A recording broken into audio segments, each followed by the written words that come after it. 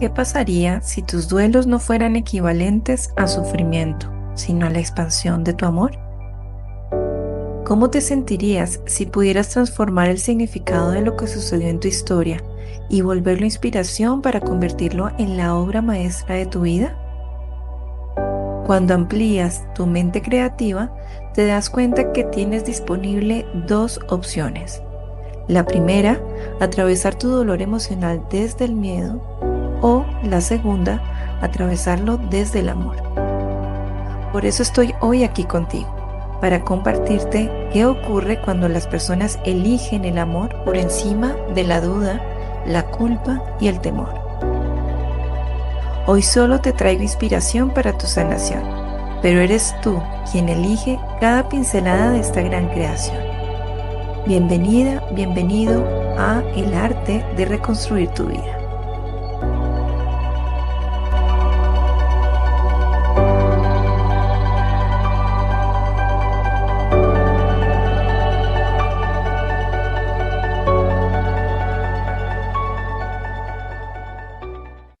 Bien, estamos entonces en otro encuentro más de El arte de reconstruir tu vida. El año pasado tuvimos un foro espectacular en el segundo semestre del año, donde varias personas nos acompañaron contando no solamente sus historias, sino lo que ahora entienden después de un tiempo de haber elaborado sus duelos, después de un tiempo de haber convertido ese duelo en algo diferente, nos contaban cómo lo veían en perspectiva.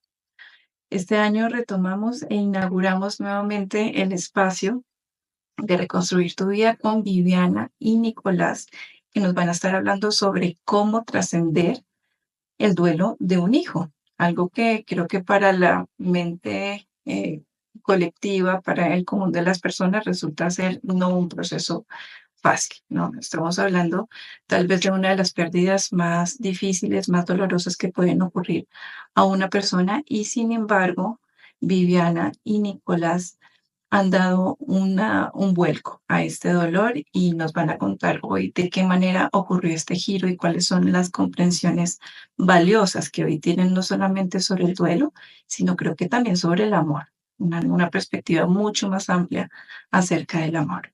Así que Viviana, Nicolás, bienvenidos. Vale, Paulina, primero que todo, darte las gracias por invitarnos al conversatorio.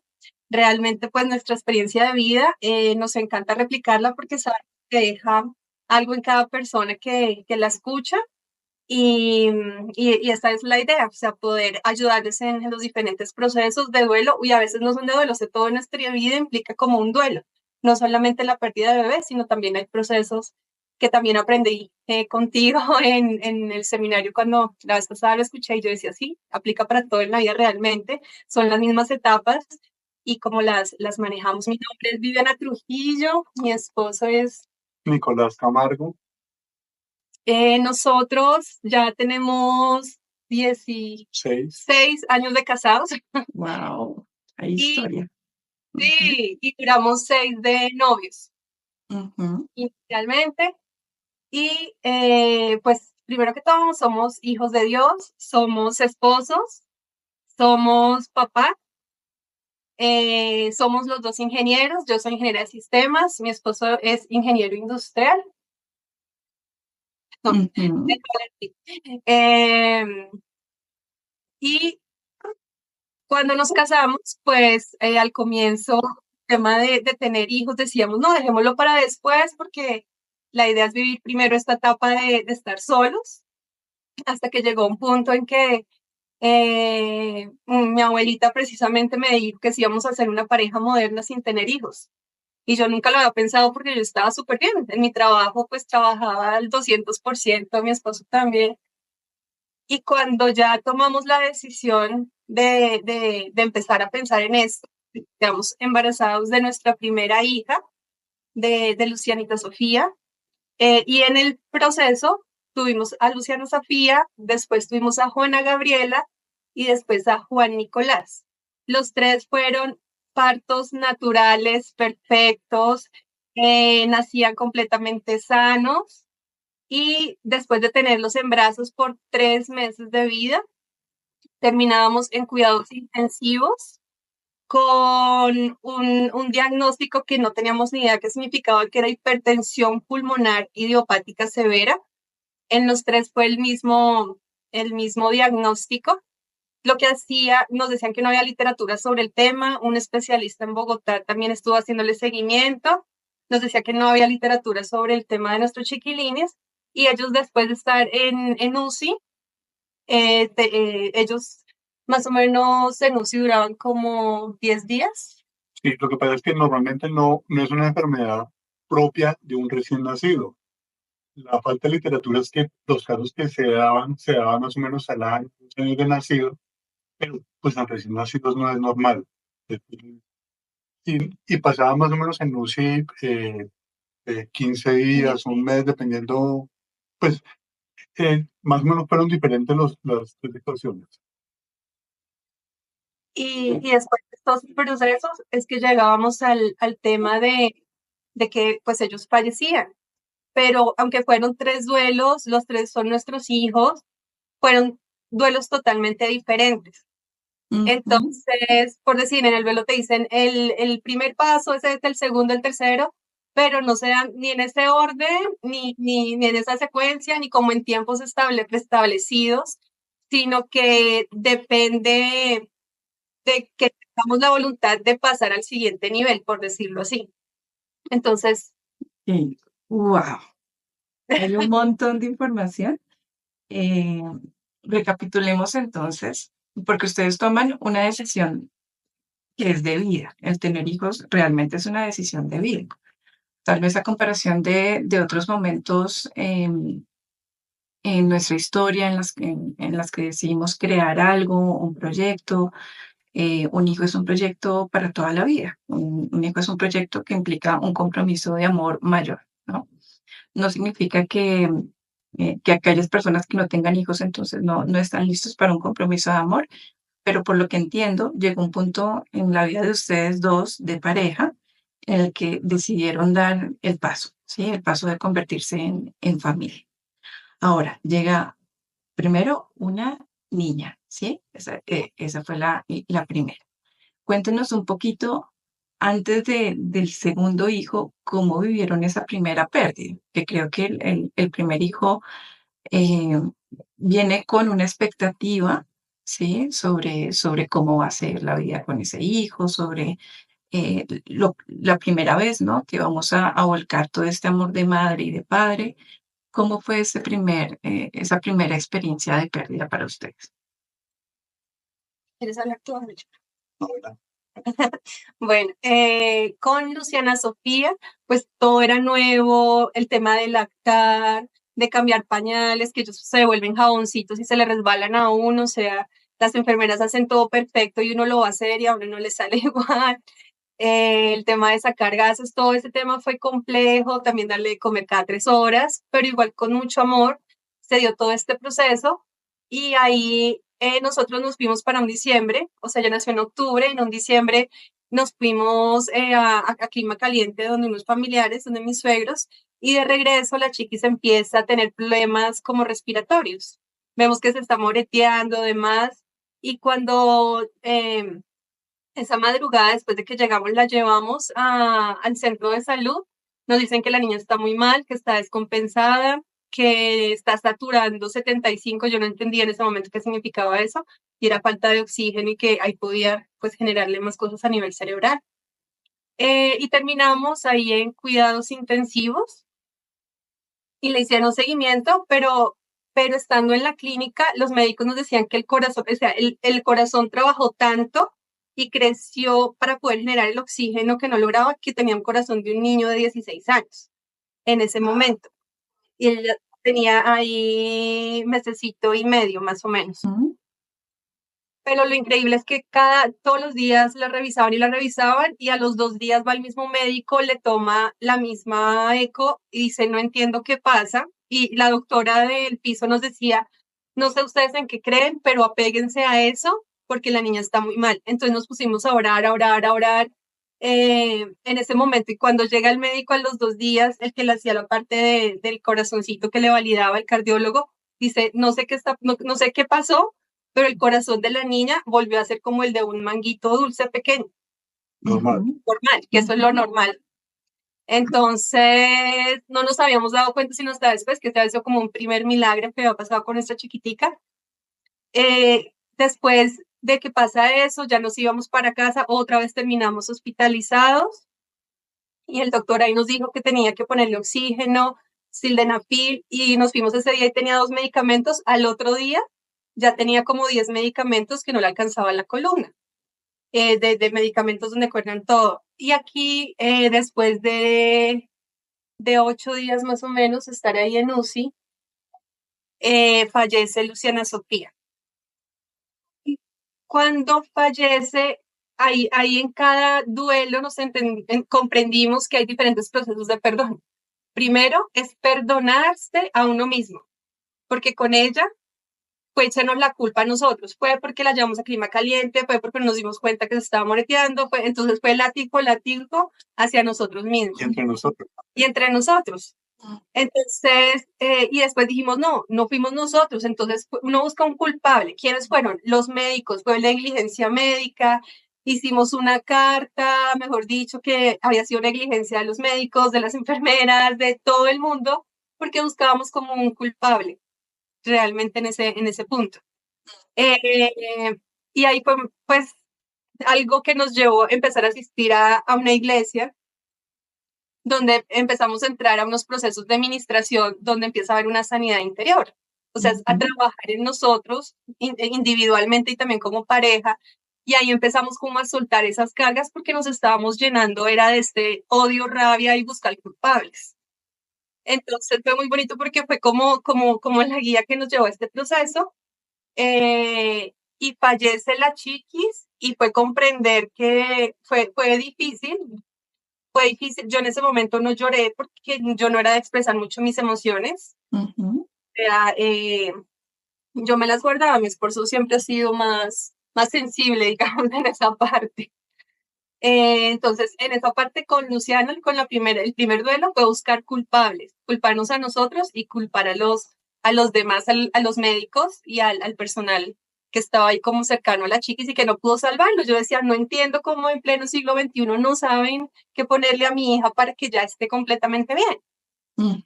Y médicamente era, o sea, no sabemos realmente mucho sobre la enfermedad.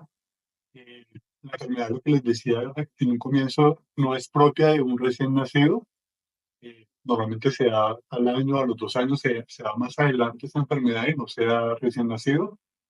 Entonces, era no saber, primero, todo el tema de ser papá hasta el comienzo, que es una etapa bien curiosa, bien complicada, y a eso sumarle un tema que era, pues, que de lo que no había literatura, pues obviamente incertidumbre, duda, era muy complicado.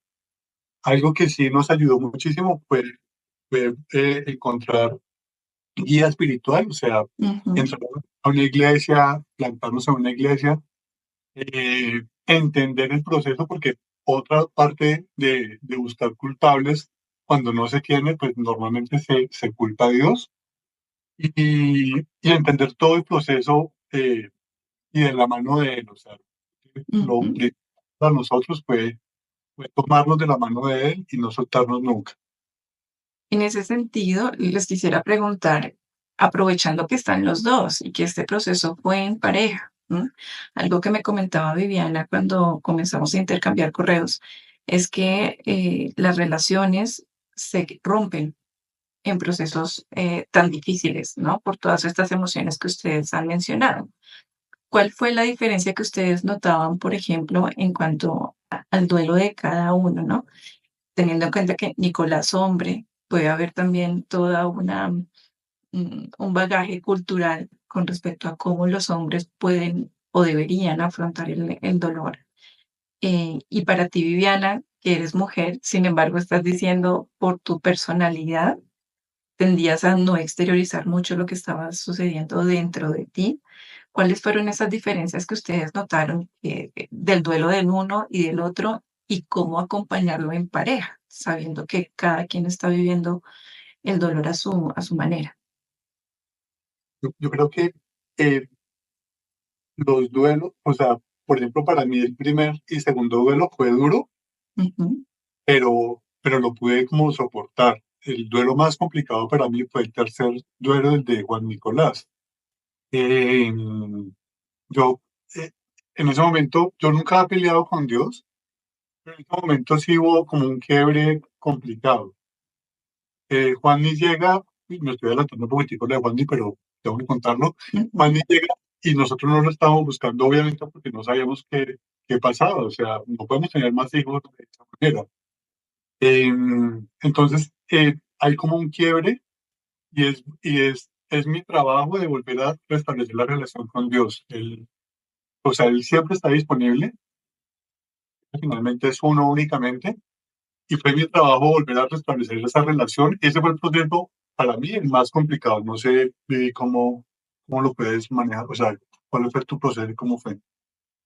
Sí, yo creo que con la primera, pues me guardé todas esas emociones Mm. y por si pasaba el duelo, pasaba los días de licencia por fallecimiento de los chiquis y me dedicaba de lleno a mi trabajo. O sea, mi modo de escape era meterme a mi trabajo. Me conectaba de una vez a trabajar y entraba a proyectos y era mi forma como de desconectarme, pero aparte de eso, nos respetábamos como los espacios, no era como estar encima y culparnos así, es que fue por ti, por mí, no, o sea, nunca nos sentamos así a culparnos los dos, o sea, sí culpamos a los médicos, a las enfermeras, a Dios y cada uno independiente a cada uno, pero entre los dos no nos decíamos, fue porque tú o porque yo, eso no lo hicimos. Y a mí me gusta mucho cómo manejar mis espacios, o sea, yo a veces necesito como tener mi tiempo aparte, solo como para reflexionar, interiorizar qué es lo que está pasando, y Nico respeta mucho esa parte, y él también necesita como su espacio. Entonces, yo creo que eso nos ayudó bastante para más adelante sí poder empezar a hablar más de esos temas, porque lo que te digo, inicialmente uno busca es un culpable, y cualquier cosa como que lo pone a uno fosforito porque está en esa búsqueda. Pero ya cuando pasa el tiempo y uno se da cuenta de que gracias a Dios se respetó eso y que no pensábamos, sí nos comentaron que parejas y nos decían que parejas en ese mismo tiempo estaban pasando por los mismos procesos y tomaban la decisión de separarse solamente con el primer bebé. Entonces, ya cuando nosotros íbamos por el segundo, por el tercero, ya por el tercero nos decían, no, pero entonces lo mejor es que ustedes sigan como por aparte porque ya les puede afectar eso hasta a nivel mental. O sea, a mí alguien me dijo que hasta me podía volver loca si me volvía a pasar con un cuarto bebé. Entonces yo le decía, no, pero nosotros estamos bien. Y con la segunda, yo me di cuenta que tenía que desahogar mis emociones con la segunda niña. Como siempre recorre el trabajo, o si no, yo me metía en todos los cursos, siempre me han encantado las manualidades y me metía en todas las manualidades, ya fuera de tejer, de pintar, de lettering, aprendí FOMI, aprendí bisutería, un montonón de cosas para tener ocupada mi mente también, porque yo sé que eso me permite como concentrarme y no ponerme a pensar en cosas negativas. Ujú. Ujú. Entonces, yo creo que eso indirectamente, después de que conocí que existía el arte de terapias hace como 1 año, 2 años, eso me fue preparando, me fue ayudando bastante en todo el proceso. Y con la segunda bebé, con Juana Gabriela, con ella sí tuve un día después de que falleció. Bueno, fue lo mismo, estuvimos con ella, con la primera nos habían dicho que era un virus, que era lo más probable, a la segunda, como nos dijeron que era un virus, no dejamos que nadie la conociera, el día del parto teníamos tapabocas, todo el tiempo fue con tapabocas, mi esposo decía, cuando vea a un médico va a pensar que todos los médicos son el papá, porque a todos los médicos siempre me ve con tapabocas. Y con Juanita ya empezó fue con a vomitar, pero en proyectil. Entonces, yo nunca asocié de que a ella le podía pasar lo mismo que a la primera bebé, porque yo la estaba separando de un mundo donde estaba lleno de virus, la metí en una burbujita y no salíamos de la casa ni íbamos a ningún lado a lo estrictamente necesario. Después de que resultamos en UCI, le hacen el cuadro para ver qué virus podría tener la niña. Resulta que no tenía ninguno, pero tenía la hipertensión pulmonar, idiopática severa. Entonces, también de ahí decían los médicos, no, o sea, no tenemos que atacar. Normalmente eso a un niño que le da una neumonía o algo así, le da la hipertensión pulmonar. Si ataca la neumonía, con antibióticos, le disminuye la hipertensión y se le va. Esa es la forma de atacar la hipertensión pulmonar. Pero a los de nosotros no tenían que atacar para que les bajara la hipertensión pulmonar. Y la hipertensión pulmonar iba creciendo y creciendo. Del primer bebé de Luciana, ¿cierto?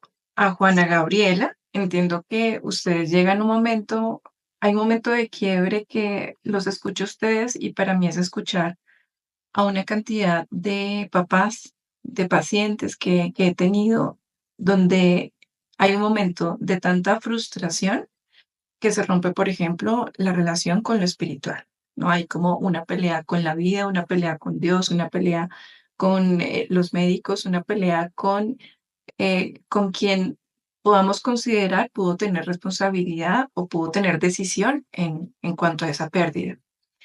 ¿Cómo ustedes logran del primer bebé de Luciana a Juana Gabriela recuperar confianza, recuperar fe, ¿no? Porque finalmente no hay nada garantizado de volverlo a intentar, que yo creo que no todas las parejas llegan a ese punto después de la pérdida de un hijo. Volverlo a intentar es entrar en una zona de mucha vulnerabilidad, de incertidumbre, posiblemente también de culpas. ¿M? ¿Cómo llegan a dar ese salto de confianza? Ah, vamos nuevamente a intentar. Exacto. Pues de la primera chiquis, como nos habían dicho que era un virus, también cuando quedamos embarazados la segunda vez decíamos, bueno, con ella no nos va a pasar, o sea, no nos cabía en la cabeza que podría repetirse el mismo evento.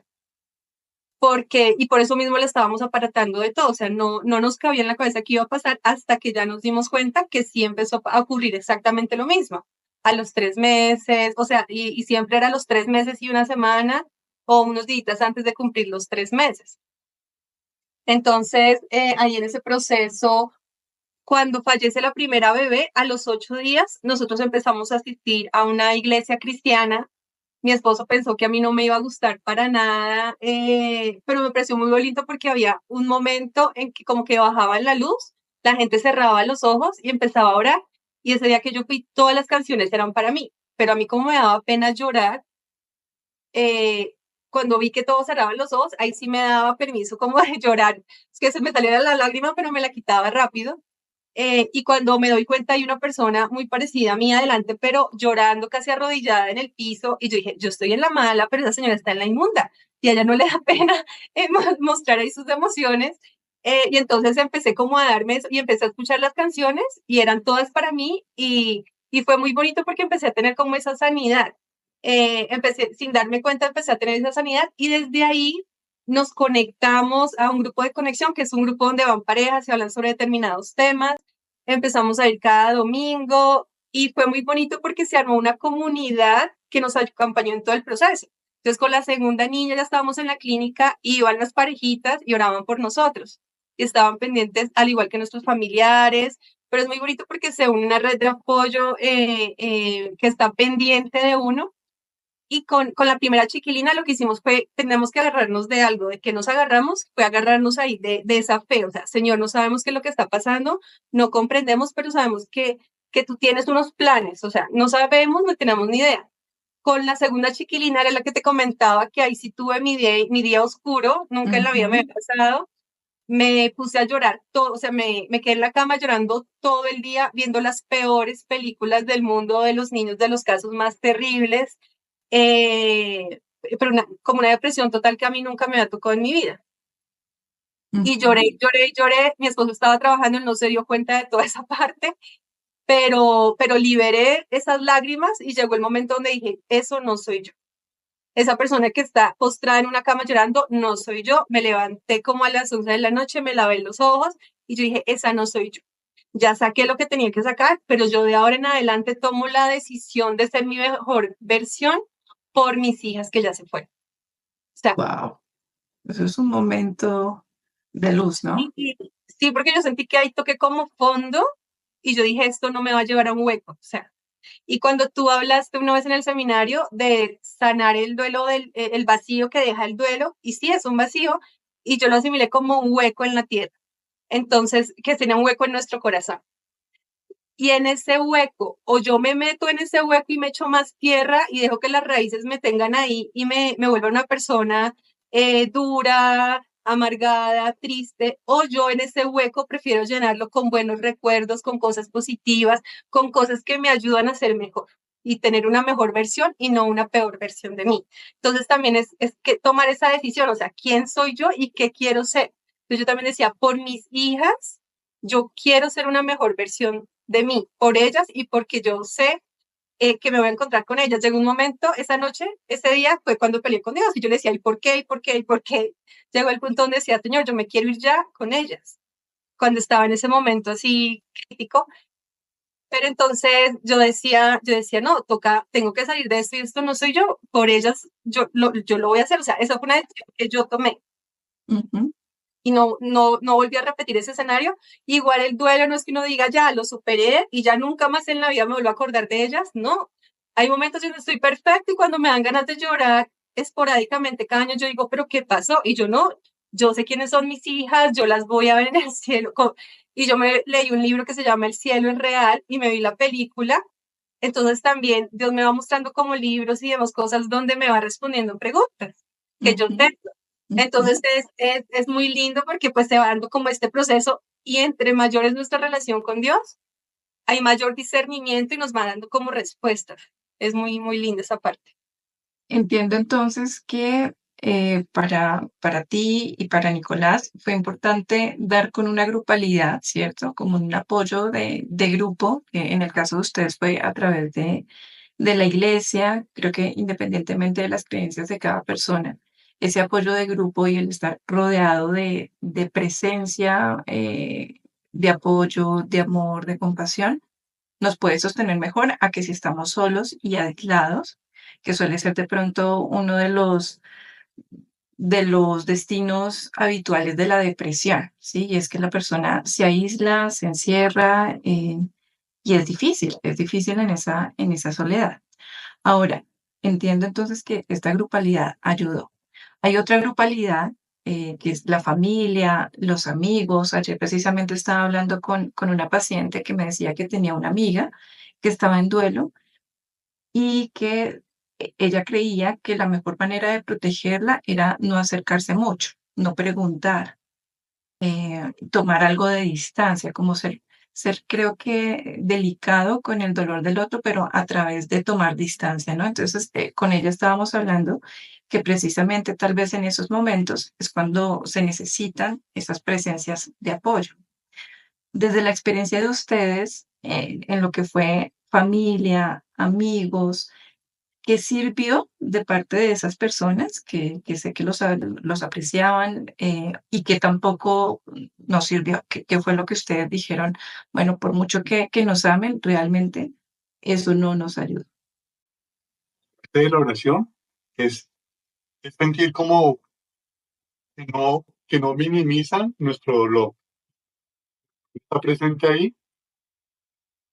O sea, el no hablar de eso no lo minimiza, ¿sí me entiendes? O sea, no porque no se hable de eso, no quiere decir que no esté, está ahí presente. El que tú puedas hablar con una persona del tema, para mí es liberador. Yo le diría a tu paciente eh, que depende mucho de cómo sea el proceso del duelo de la persona.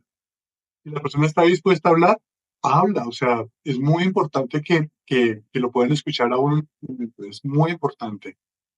Pero si no está dispuesta a hablar, acompáñala. Acompañarla no es dejarla sola, acompañarla es estar presente, estar atento a lo que le pueda estar pasando en su vida, en su trabajo, en su día a día. Acompañarla se puede hacer todo el tiempo. Yo creo que es importante también respetar el dolor de la otra persona de su pérdida. A veces se minimiza, por ejemplo, la muerte de un bebé en el vientre o la muerte de un bebé tan pequeño se minimiza y dice, "Ay, pero nomás tenía 3 meses de vida", pues no. Yo pienso que ese es un duelo como a futuro, porque tú lo que estás perdiendo no es lo que has vivido con esa persona, sino que lo que has dejado como de vivir con ellos. ¿Te imaginas cómo hubiera sido su fiesta de 5 años, de 10 años, cómo hubieran sido sus 15 años, cómo hubiera sido su grado, su matrimonio. O sea, uno se imagina a futuro el duelo y no se debe minimizar. O sea, eh, que a veces no sirve el a veces entender, eh, tratar como de entender el dolor, porque a veces uno no siente que hay conexión. Si no hay conexión es mejor no ponerse en ese mismo papel. Si te ha pasado lo mismo, chévere, conéctate con esa persona y dile, mira, a mí me pasó lo mismo, sentí igual, conectémonos, o sea, eso es una buena conexión. Pero si no, es mejor no hacerlo, o sea, respetar el dolor y dejarlo hasta ahí. Digo yo, no sé, ¿qué opinas? Sí, y algo importante es que igual cuando uno va a una funeraria no sabe qué decirle a la persona también. Entonces uno dice, uy, ¿qué es lo que dicen siempre? Siento mucho, pero no lo está sintiendo, nunca lo ha vivido, es algo diferente y no está mal porque no sabe qué decir, pero entonces allí, por lo menos yo me acuerdo que estábamos en la funeraria, yo estaba súper seria y todo, y un tío llegó y me abrazó y no me dijo absolutamente nada, y yo por dentro, y empecé ahí a llorar. Entonces, a veces solamente necesitamos es un abrazo, a veces no necesitamos que nos digan nada más y no nos estén preguntando, porque a veces el dolor se quiere como tapar en vez de exteriorizar. No está mal, no está mal llorar, no está mal demostrar que estoy débil en un momento, pero la sociedad nos muestra de que está mal que te vean débil. Sino que lo bueno es que te vean siempre fuerte. Entonces, esas son de las cosas. Y al comienzo también se da que en esos momentos todo el mundo te quiere ayudar, eso es muy bueno, entonces siempre te sientes acompañado y no tienes el momento como de, uno cree que está como en una película, o sea, esto no me está pasando, y también son partes del duelo donde uno como negación.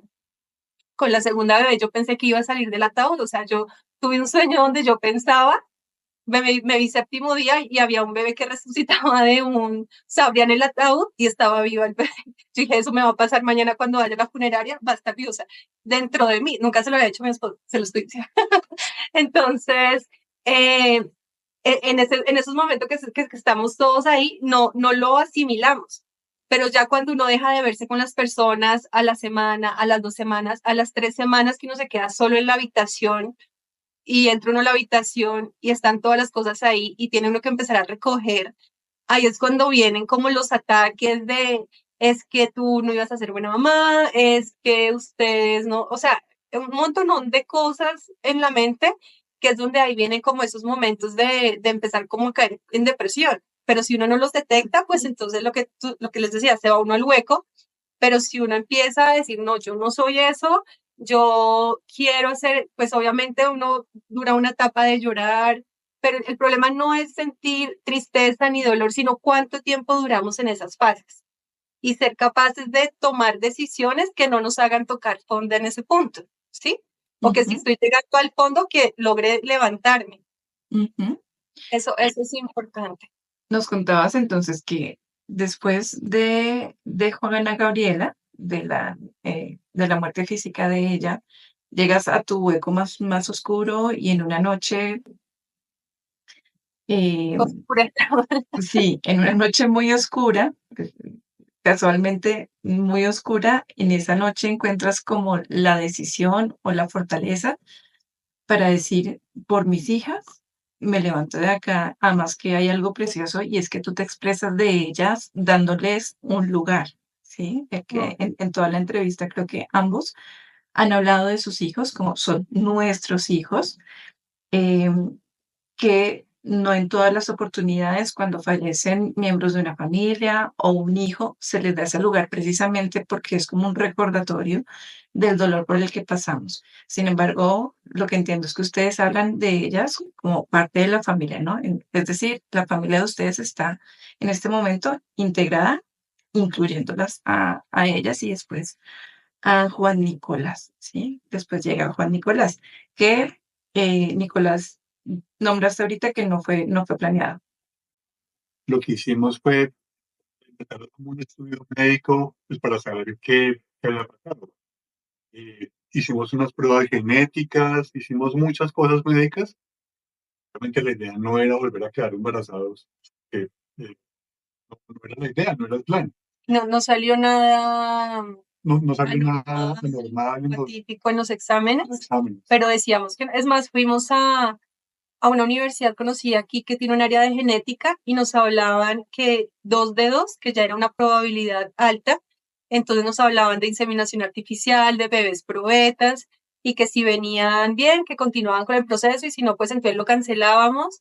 Pero entonces nosotros decíamos, no, eso no es lo que nosotros queremos y no somos quien como para dar y quitar vidas y eh, no, eso no va con nosotros. Entonces, esa fue una parte pues importante Sí. con Juanito. Y lo otro obviamente llega Juanny y Estábamos planificando.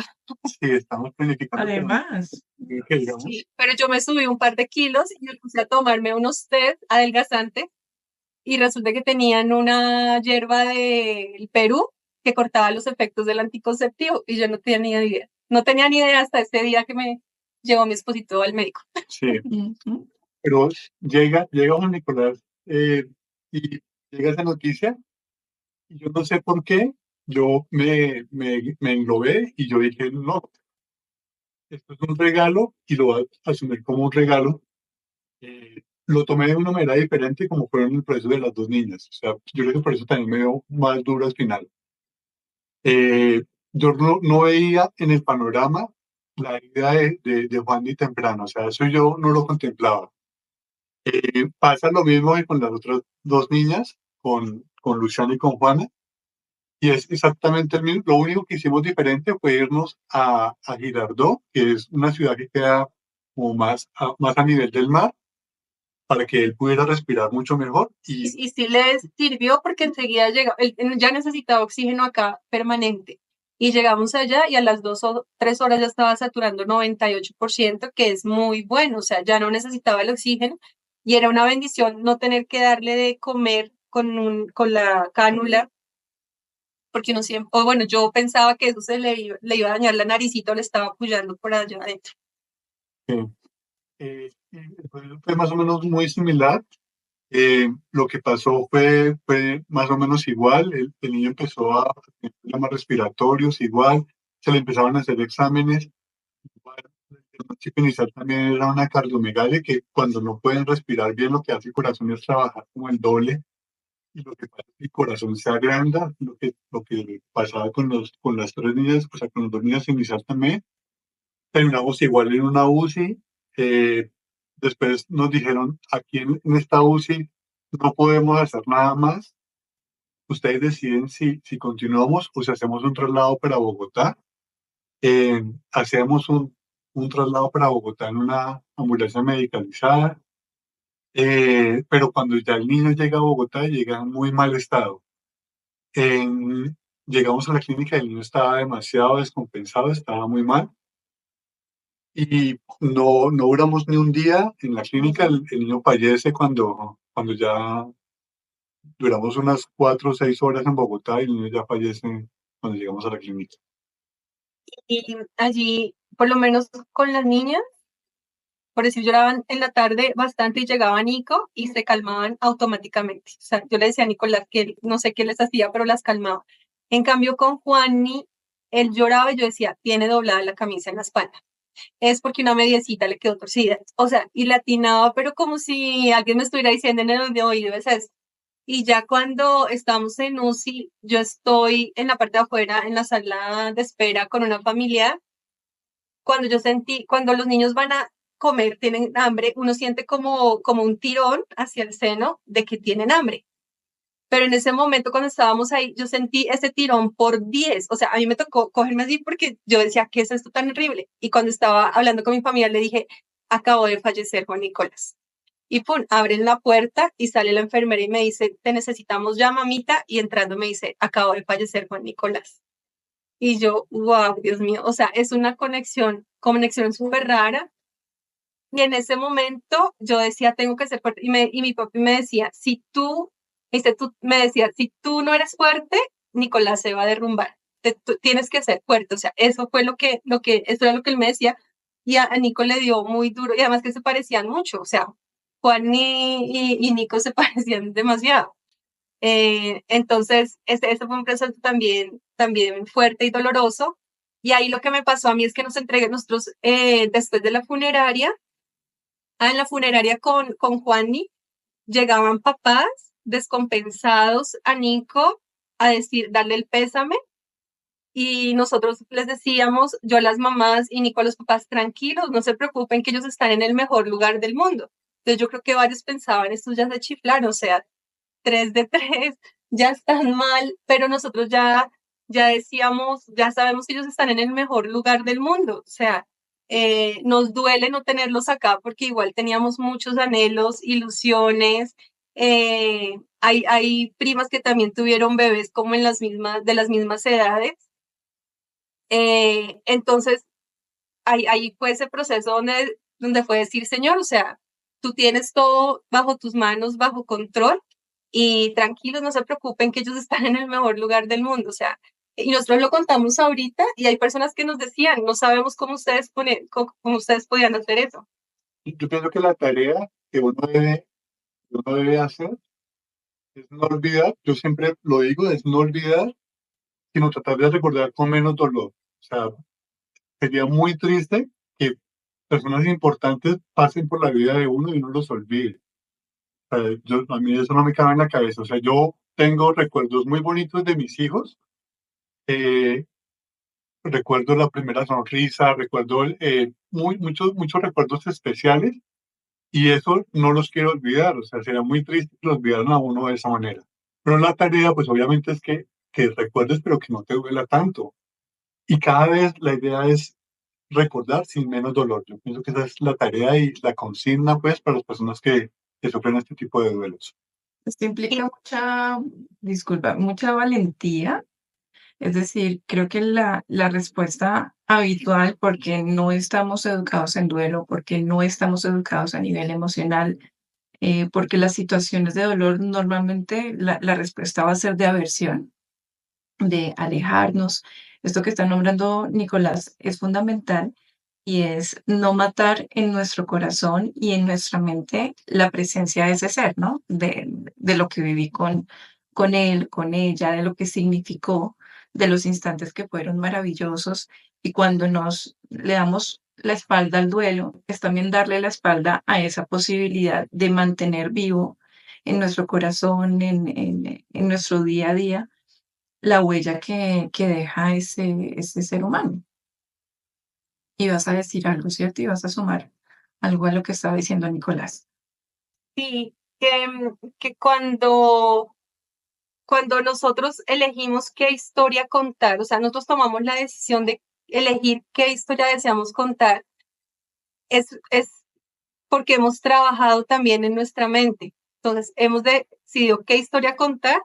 Uno puede contarla de dos formas, positiva o negativa, y eso también depende si se ha sanado previamente el corazón. Pero nosotros decíamos esa seguridad. Los ataques o siempre te vienen pensamientos del último momento en que los viste entubados, los viste que estaban haciéndole cateterismos, que le estaban haciendo transfusión de sangre o cosas así. Es lo primero que a veces del duelo es lo que te quiere venir a la mente y son momentos tristes. Pero entonces ahí qué hacía y fue algo que nos enseñaron pues en nuestros procesos de administraciones y cuando asistíamos a servicios o asistimos, eh, cada pensamiento negativo que llegara a nuestra mente, transformarlo en algo negativo. Entonces, si me llegaba el pensamiento, si llegaba el negativo, ponerlo en positivo. Si pensaba en Juana Gabriela y la veía entubada, entonces yo tenía fotos de ellos, las mejores fotos que yo tenía de ella durmiendo como princesita, que le había hecho la colita aquí y todo. Entonces yo iba y veía esa foto. Y yo decía, Juana no es la niña que está entubada, Juana es la que está en esta foto sonriendo, tomando el sol y con los pajaritos al lado de su ventana. Ella es Juana Gabriela.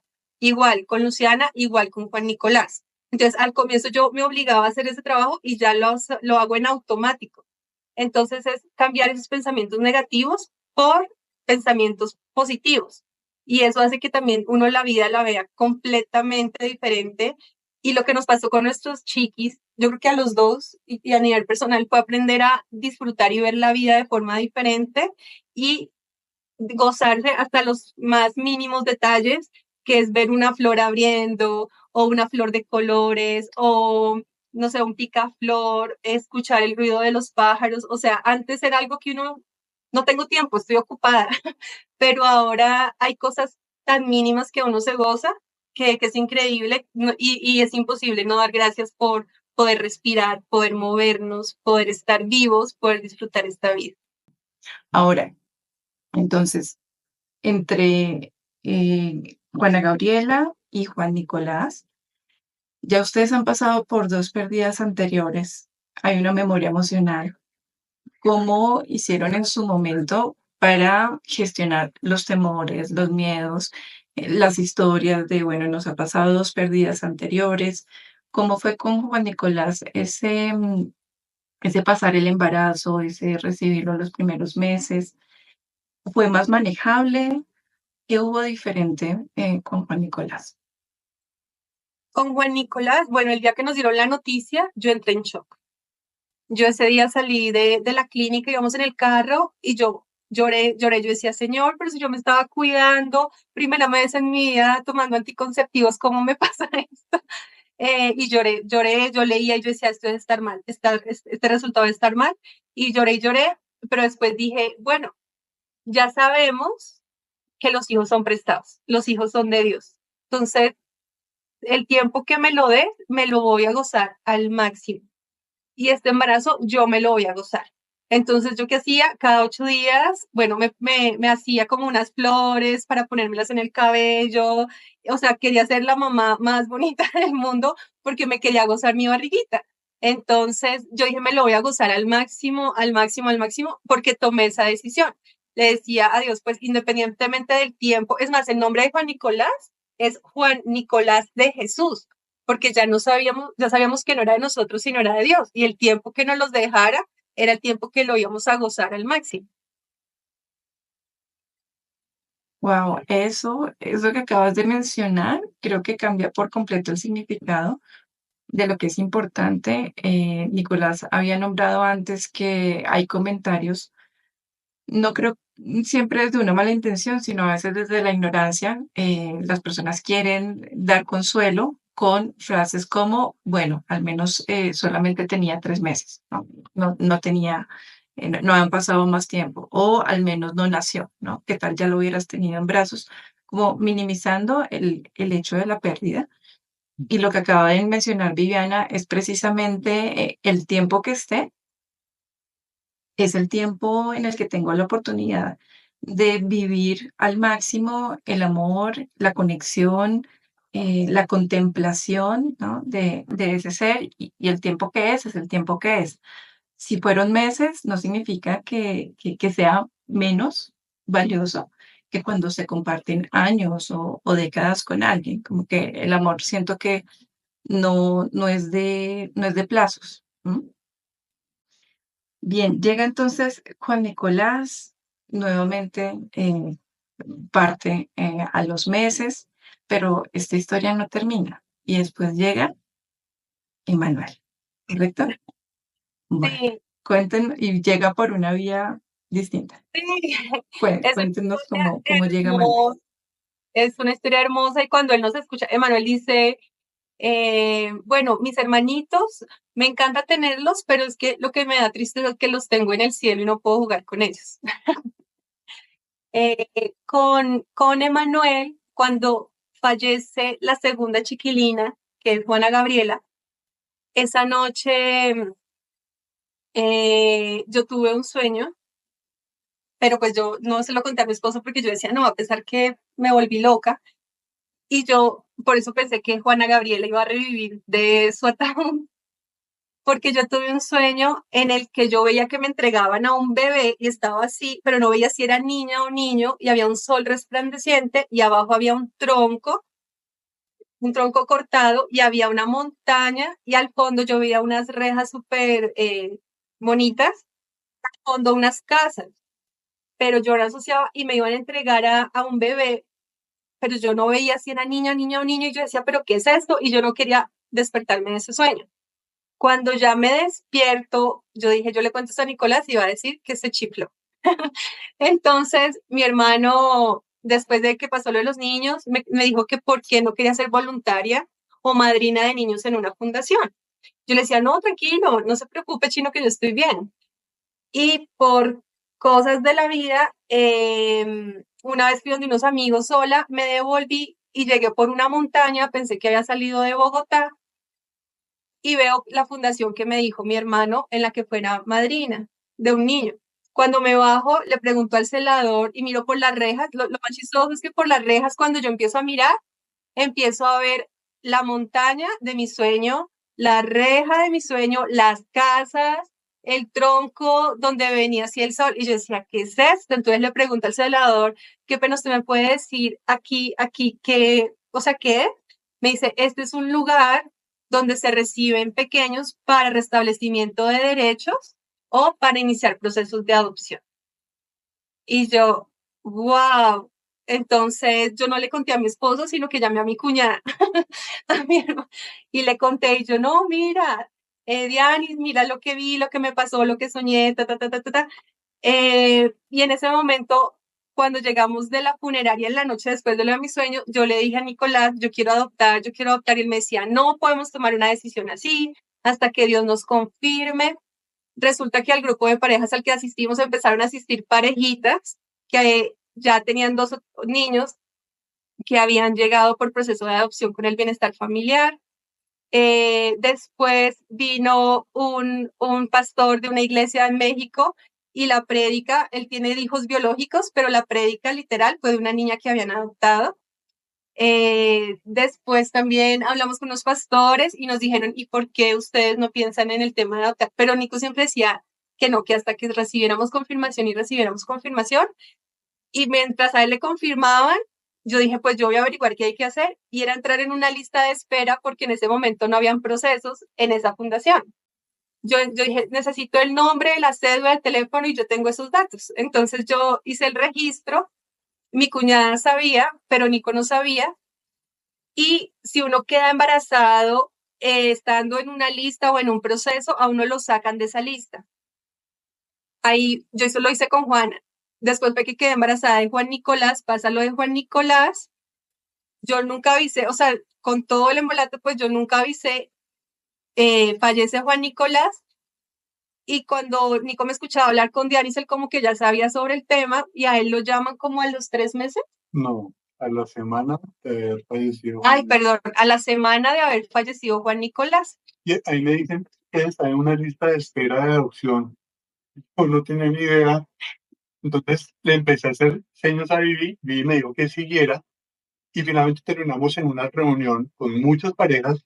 Es una reunión como preliminar que se hace para saber si uno sigue en el proceso o no sigue.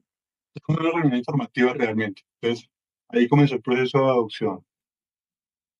Y entonces empezamos con el proceso, dijimos, bueno, vamos a continuar. Éramos como unas 100 parejas al inicio y cada sesión se iba filtrando y filtrando y filtrando hasta que a la final ya éramos 21 parejas.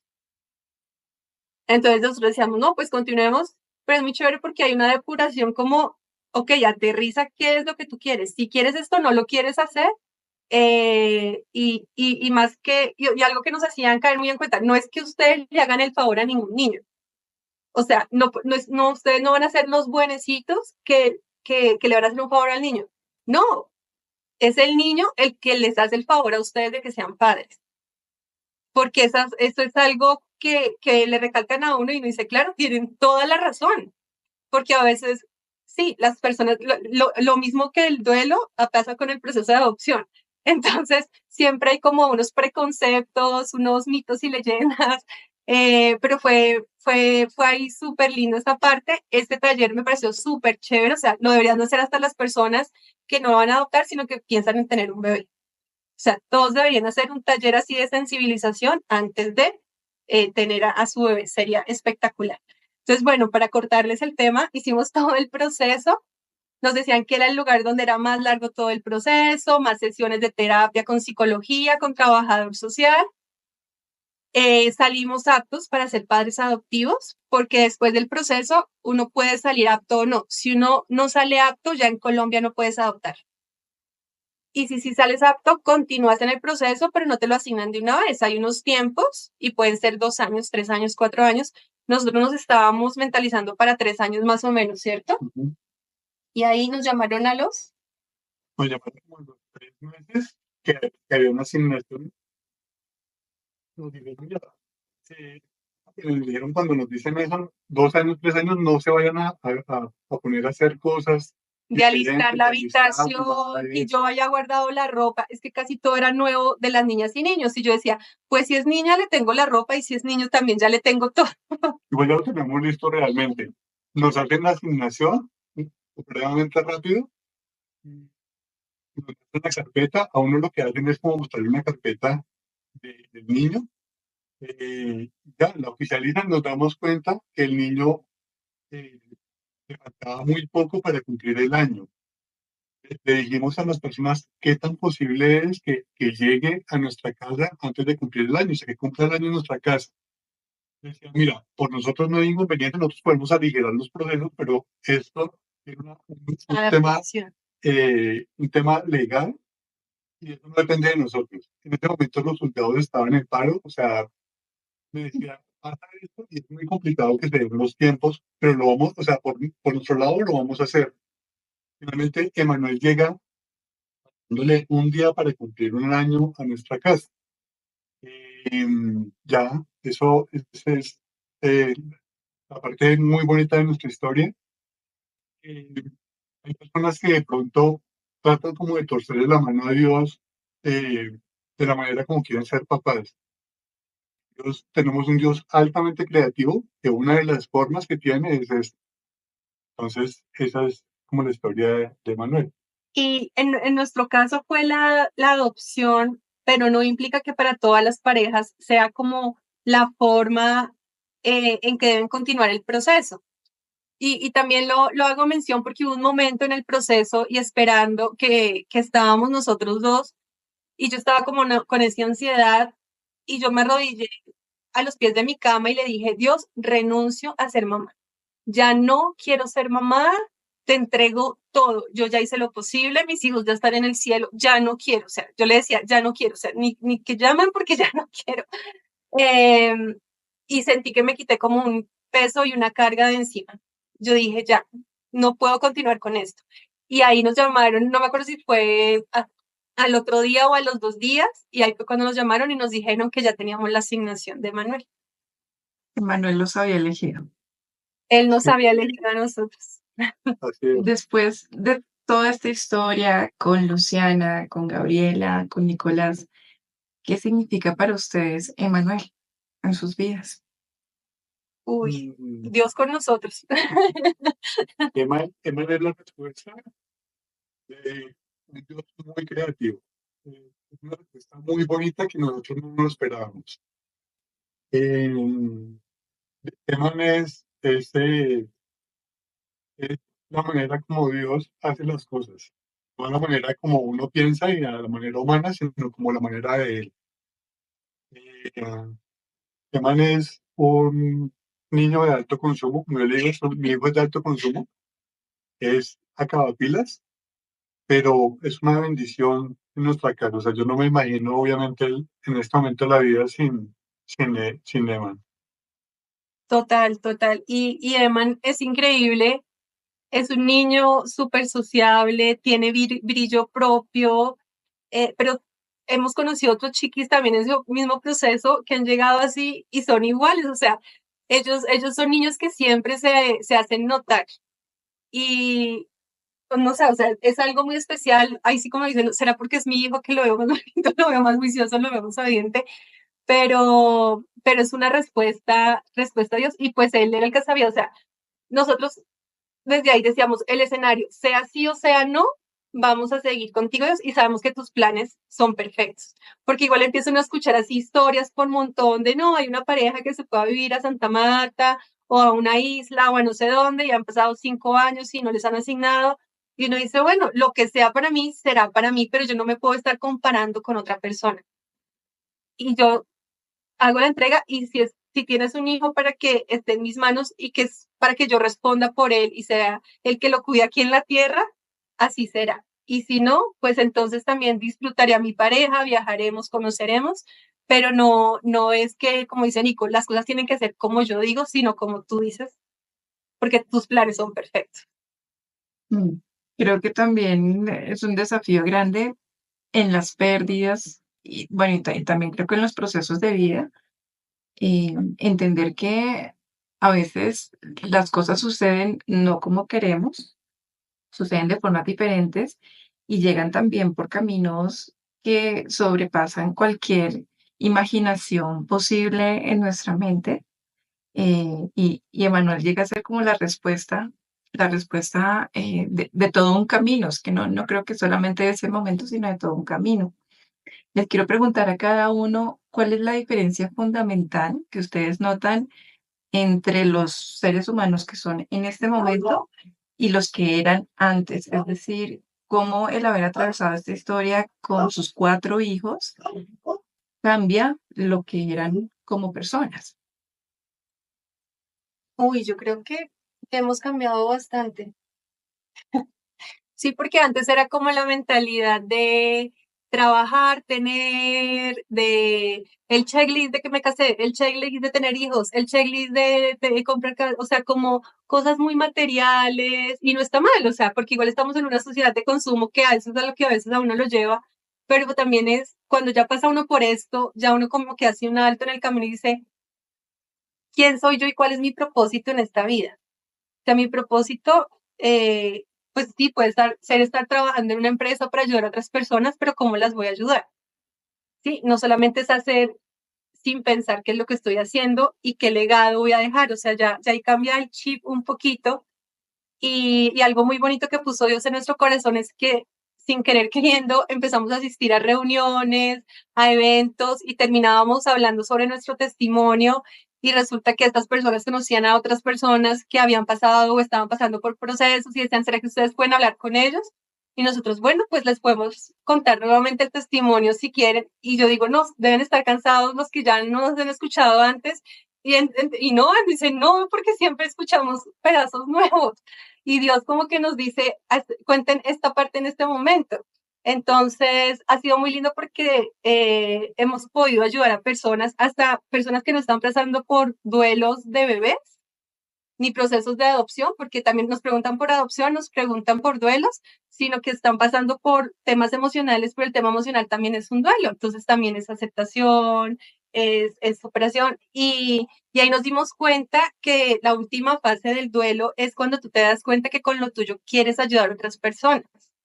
Entonces es muy lindo porque, digamos, eh, así pasa como uno por todas las etapas, los que les decía, no van en un orden, puede uno empezar por la mitad, arriba y abajo, pero al final lo que se busca es inspirar a otras personas para que puedan salir de lo que tú atravesaste, o sea, y que lo puedan hacer de una forma más rápida y no tan larga de pronto como la que uno se demora. Y por mi lado, creo que pues, el crecimiento espiritual, el crecimiento emocional. Creo que estamos perdiendo el audio. No sé si de pronto es la dirección del Bueno, dispositivo. ok. Ahí, ya. Listo. Hay crecimiento, mencionaba que hay crecimiento espiritual, hay crecimiento emocional, pero, pero creo que también hay crecimiento nosotros como pareja. Yo siempre he pensado en la pareja que, que uno debe buscar el mejor equipo para ser pareja. Y el mejor equipo es una persona diferente a ti. Una persona igual a ti en un equipo de trabajo, pues hace lo mismo tuyo y no es tan equipo. Sencillamente ustedes hacen una labor. En cambio, si yo veo las cosas que me hacen falta, son las cosas que Vivi tiene, las cosas que yo tengo son las cosas que a Vivi le hacen falta. Entonces, creo que crecimos como pareja, crecimos de la parte espiritual, que es un crecimiento que es muy importante y relevante para las personas. Creo que estar de la mano de Dios para este tipo de procesos creo que es muy importante. Yo sé que hay personas que lo pueden superar sin esta parte espiritual, obviamente los admiro muchísimo, pero de la mano de Él es mucho más sencillo hacer todo este proceso. Y creo que es como la diferencia. Si no nos hubiera pasado todo esto, no sé qué sería, pero seríamos otra pareja totalmente distinta.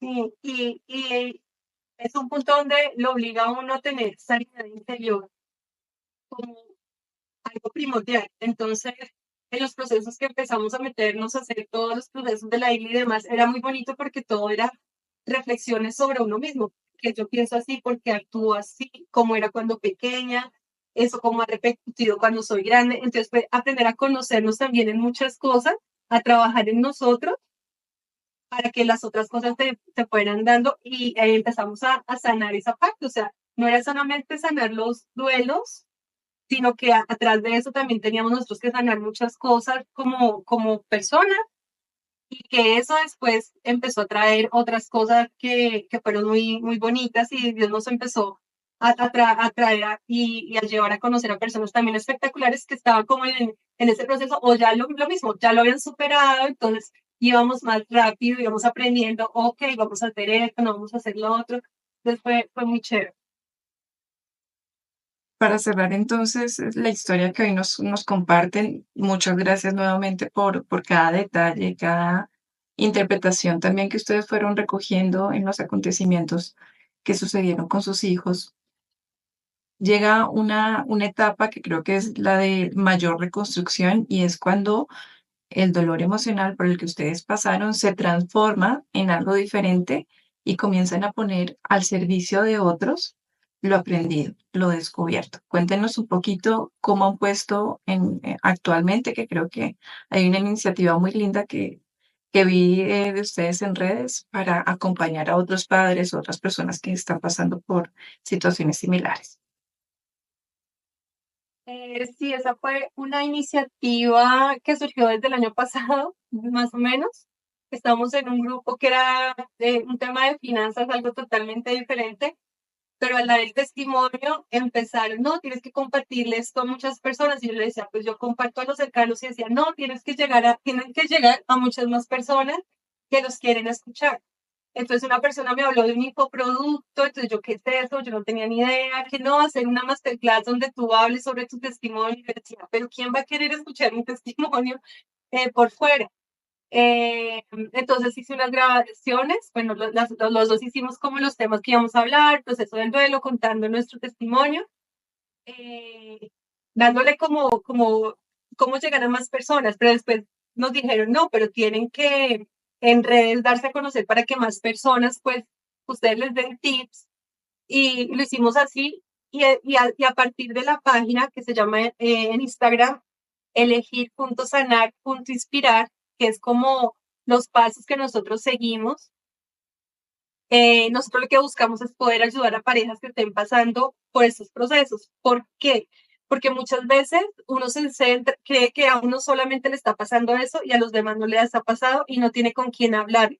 Cuando nosotros hablamos y nos damos cuenta que otras personas pasaron por eso o por peores cosas y lo superaron, se dan cuenta que sí pueden hacer y pueden hablar con uno abiertamente sin tener como tabús o penas o algo, no, o sea, la idea es que con nosotros puedan hablar de los diferentes temas eh, y que les podamos compartir cómo nosotros también lo podemos hacer y hacer como esta comunidad de apoyo, porque es muy importante, porque yo he visto muchas comunidades en YouTube, yo también caí en eso cuando falleció mi chiquis, yo duraba los chiquis, yo la primera semana me metí a buscar por YouTube y por redes, pero eran esos grupos donde alimentaban era el dolor y la tristeza.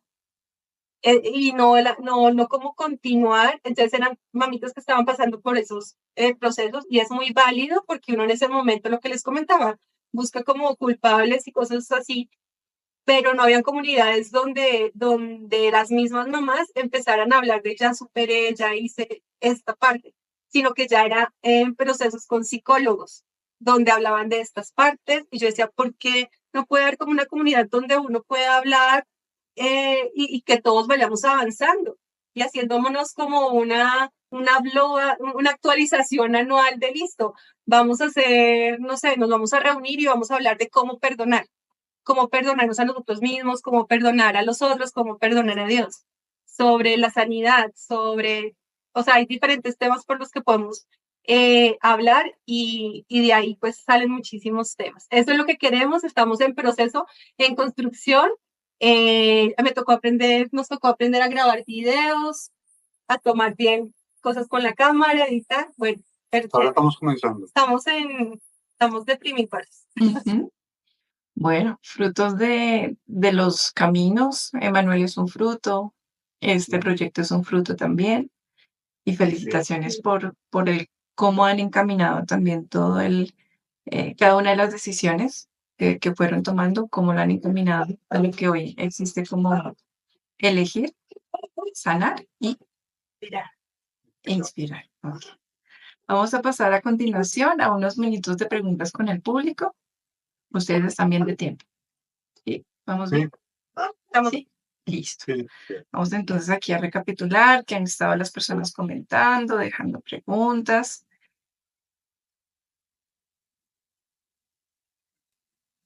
Bien, pregunta. ¿Qué es para ustedes el amor y cómo el amor, cuál es el papel del amor en el duelo? Amor. El amor es un mandamiento y es una decisión. eh, y se decide amar.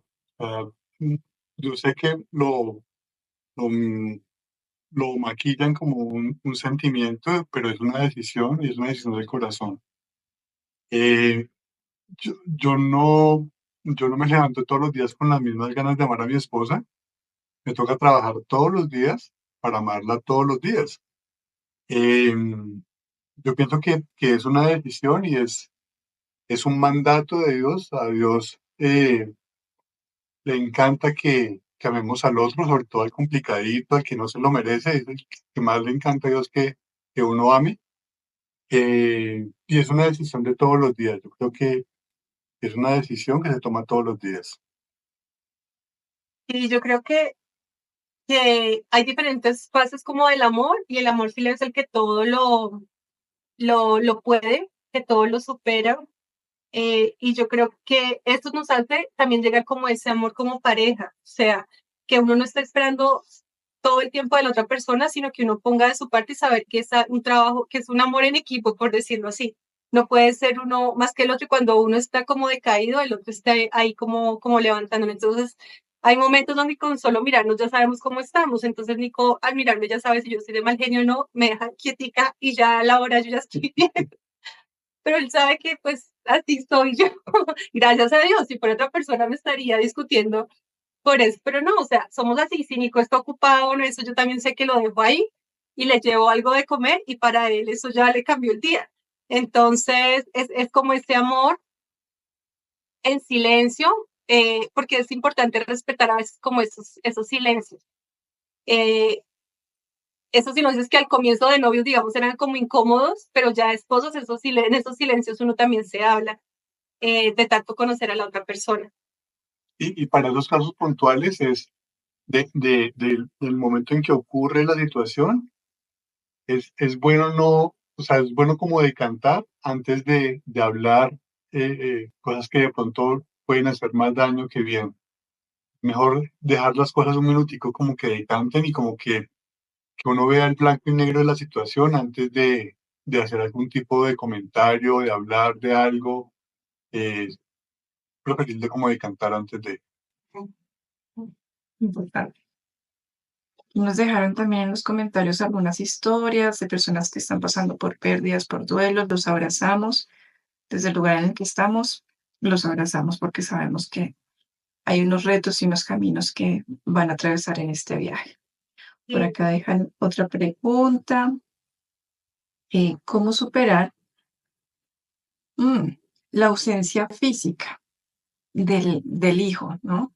Eh, hemos hablado también de que es un proceso, ¿no?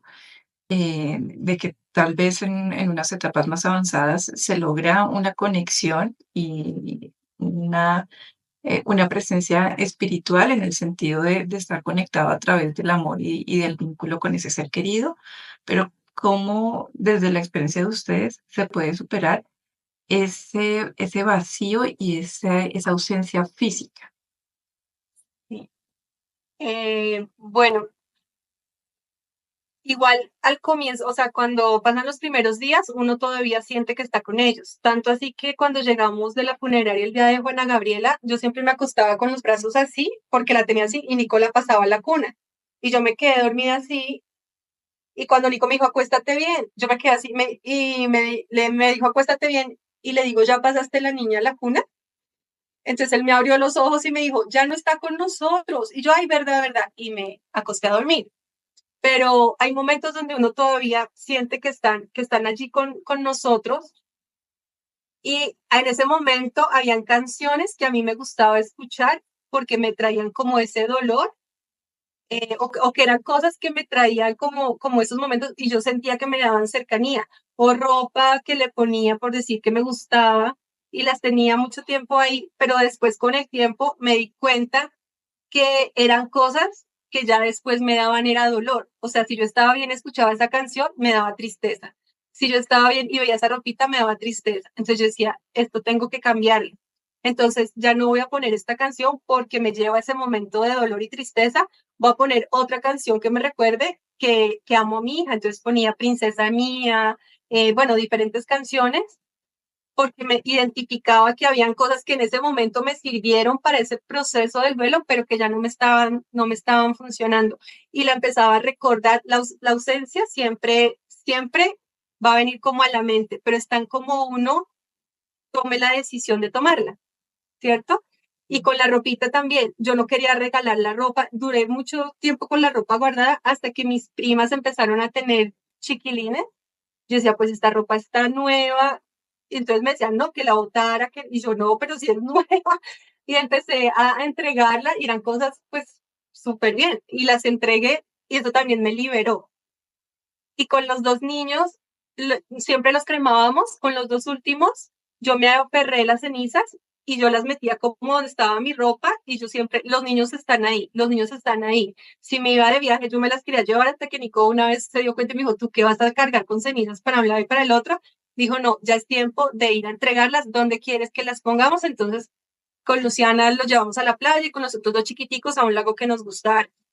Entonces tiene que aprender uno a soltar y por ellos, porque también leyendo sobre el tema, a veces tú no los dejas ir a descansar si no los sueltas.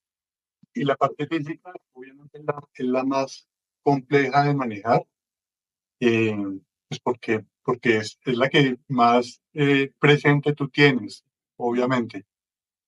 Sé que entre más pasa tiempo, obviamente hay más recuerdos y la parte física es más notoria, eh, pero lo que yo siempre digo es que uno tiene que tener la tarea clara de recordar sin dolor. O sea, yo sé que al comienzo es bien complejo, porque todo se lo recuerda, o sea, es muy complejo, pero el tema es la tarea que uno debe tener siempre en la mente, es recordar sin dolor. O sea, esa es como la tarea, la consigna.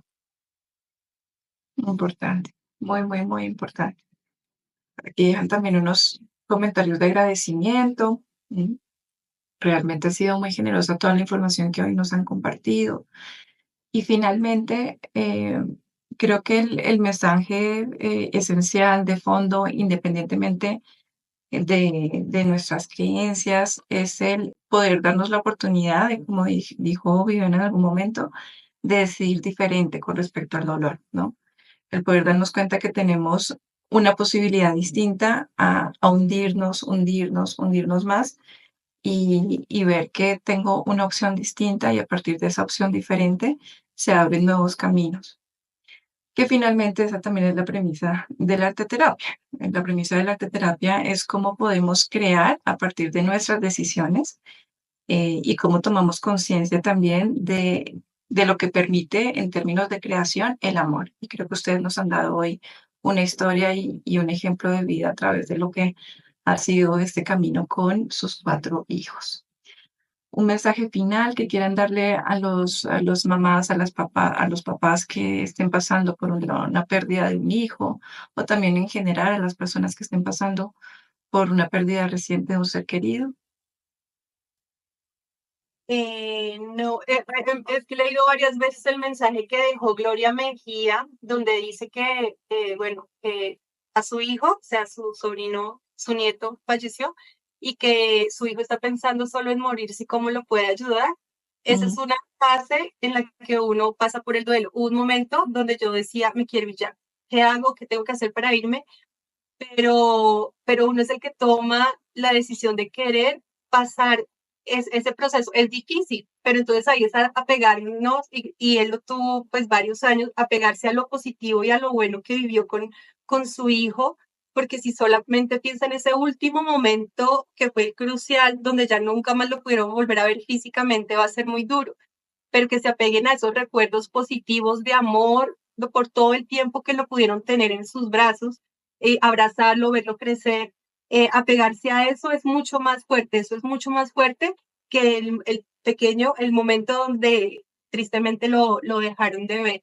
Entonces es tomar esa decisión, no es difícil, es un periodo por el que uno puede pasar, pero también es de uno tomar la decisión de que quiere ya avanzar en ese libro de vida y por el mismo muchacho que ya se fue.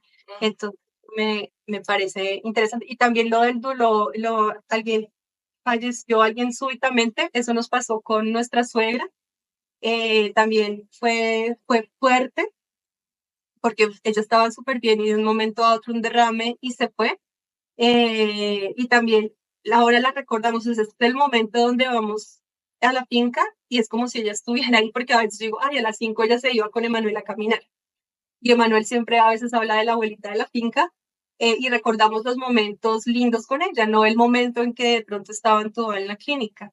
Entonces, también es como un modelo de vida que decidimos tomar. Las personas que se van, las recordamos con amor y cariño del el tiempo que vivieron con nosotros, que estuvieron con nosotros, recordar estos, por ellos, recordarlos con amor. Y entiendo también que son diferentes tipos de duelo. Un duelo con un proceso en un hospital, pues obviamente es diferente a un proceso de un día para otro. Es bastante complejo, eh, una historia así, o sea, de un momento a otro. Lo que yo les puedo dejar también es que eh, este tipo de situaciones son muy duras, son bastante complejas de asimilar, lo que se puede hacer. eh, la única manera que yo conozco, de la que puedo hablar es a través de Dios, porque es la que conozco, ¿no? Yo sé que pronto pueden haber más, pero no las conozco. Y, mi invitación a si estás, o sea, nosotros hemos escuchado muchos testimonios de personas que lo han hecho, pero se ha fracturado la pareja en el momento mi invitación es a pedirle a Dios al momento de unirse a la pareja. Uno en los momentos de crisis pone todo en perspectiva blanco y negro. Tú decides finalmente cómo vas a asumir tu vida. Y uno en la pareja hace exactamente lo mismo. La idea es cogerse de la mano y saber qué está blanco, qué está negro y por qué camino van a continuar. Lo que se puede hacer, lo que no es imposible, y mi invitación es a que lo hagan. Y que este camino que hoy nos comparten cobra un significado único al estar en pareja, ¿no? Mm. ¿Cómo hubiera sido este camino si Viviana hubiera estado por un lado, Nicolás por el otro, ¿no? Entendemos y también respetamos que no en todas las relaciones de pareja se puede sostener o se puede acompañar tanto dolor, en parte porque no estamos educados para eso, en parte porque ya venimos rotos y asumimos además un duelo, entonces esto suma otra situación más a cosas complejas que tal vez no estaban del todo solucionadas en el pasado. Muchísimas gracias por el recordatorio hoy de lo valioso que es sostenerse en familia, poder compartir también abiertamente con nuestra pareja ese dolor, respetando que cada quien está a su ritmo, ¿no? Cada quien lo vive de manera diferente. Y finalmente también ese es el propósito del duelo humanizado y es respetar lo particular de cada viaje de duelo, eh, y simplemente acompañar, simplemente aprender a acompañar. Muchísimas gracias, Viviana y Nicolás. Realmente aprendemos muchísimo a través no solo de los libros donde está la teoría, que es también muy valiosa, sino a través de las personas que encarnan directamente estos desafíos de amor, que finalmente ese es el duelo, es un llamado inmenso de amor a lugares de nosotros mismos que quedan rotos, a lugares de nosotros mismos que quedan confusos, vacíos, etcétera. Muchísimas gracias por habernos acompañado el día de hoy. A No, ti, Paulina, y a todos los que nos acompañaron, muchísimas gracias por escuchar nuestro testimonio. Si alguno lo repitió nuevamente, que hayamos dicho algo diferente, adicional al que siempre han escuchado. Y nada, esperamos que del testimonio, de lo que conversamos, algo quede para ustedes y que los ayude a crecer en su propósito de vida. Y nada, lo que necesiten, estamos a la orden. muchas gracias. Hermoso, Gracias. hermoso. Recuérdanos cómo es el Instagram de ustedes, cómo los encuentran. Tenemos @elegir.sanar.inspirar. Bien, ya saben entonces a todas las personas que también estuvieron aquí hoy pendientes, gracias por sumar con sus preguntas, gracias por sumar con la importancia que tienen estos temas para nuestra vida. Realmente el poder atravesar el duelo nos permite vivir de una manera distinta. Eso es una lección grande de estos acontecimientos que no son pedidos, pero llegan, ¿no? Y cuando llegan nos permiten la posibilidad, si así lo elegimos, de crecimiento.